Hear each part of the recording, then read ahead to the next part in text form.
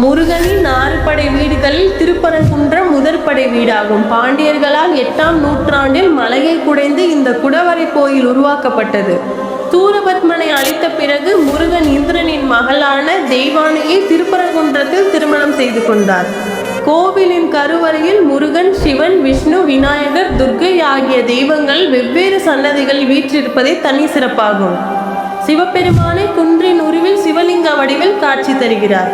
பரம் என்றால் பரம்பொருளான சிவபெருமான் என்றும், குன்று என்றால் மலை என்றும், திரு என்றால் சிறப்பை உணர்த்தும் அடைமொழி என்றும் கூறப்படுகிறது.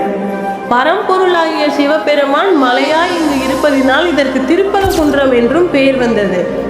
இந்த மலையின் உச்சியில் காசி விஸ்வநாதராக சிவபெருமான் அருள்பாலிக்கின்றார்.